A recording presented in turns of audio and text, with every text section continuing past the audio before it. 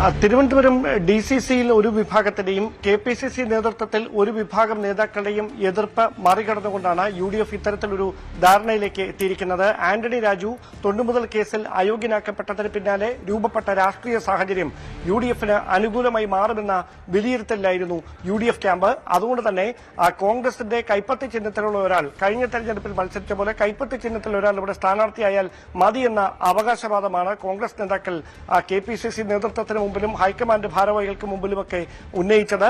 ദീപാദാസ് മുൻഷിയെ നേരിൽ കണ്ട് ഈ സീറ്റിന് വേണ്ടി അവകാശവാദം ഉന്നയിച്ച കോൺഗ്രസിലെ പ്രധാനപ്പെട്ട നേതാക്കൾ പലരും ഇക്കാര്യങ്ങൾ അറിയിച്ചതാണ്. നമുക്കറിയാം, കഴിഞ്ഞ തെരഞ്ഞെടുപ്പിൽ മത്സരിച്ച VS ശിവകുമാർ അടക്കം ഈ സീറ്റിലേക്ക് പരിഗണിക്കപ്പെട്ടിരുന്ന KPCCയുടെ വൈസ് പ്രസിഡന്റ് കൂടിയായ ശരത്ചന്ദ്ര പ്രസാദ്, KS ശബരിനാഥൻ ഉൾപ്പെടെയുള്ള നേതാക്കളൊക്കെ ഈ ആവശ്യം നേതൃത്വത്തിന് മുമ്പിൽ വെച്ചതാണ്. അതോടൊപ്പം ലത്തീൻ സഭയുടെ പിന്തുണയുണ്ടായിരുന്ന രണ്ട് യുവ നേതാക്കളുണ്ടായിരുന്ന എറിക് സ്റ്റീഫൻ, അതോടൊപ്പം തന്നെ വിനോദ് യേശുദാസ്.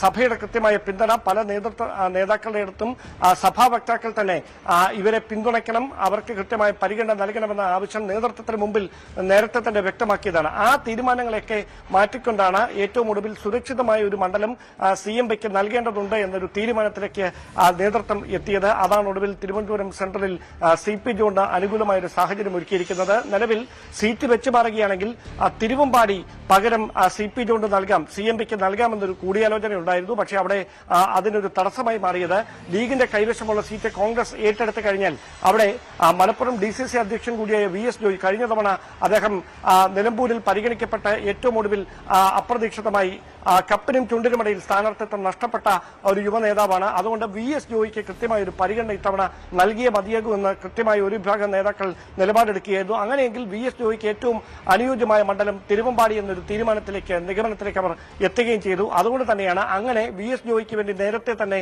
പറഞ്ഞു വെച്ച ഒരു സ്ഥലത്തേക്ക് CMBയെ പെട്ടെന്ന് കൊണ്ടുവന്നാൽ അത് കോൺഗ്രസ് പ്രവർത്തകർക്കിടയിൽ ഒരു വലിയ തരത്തിൽ പ്രതിഷേധങ്ങൾക്ക് വഴിവെച്ചേക്കുമെന്ന സൂചനകൾക്കിടയിലാണ് അങ്ങനെയെങ്കിൽ CP ജോൺ തിരുവനന്തപുരം സെൻട്രലിൽ തന്നെ മത്സരിക്കട്ടെ എന്നൊരു തീരുമാനത്തിലേക്ക് UDF എത്തുന്നത്.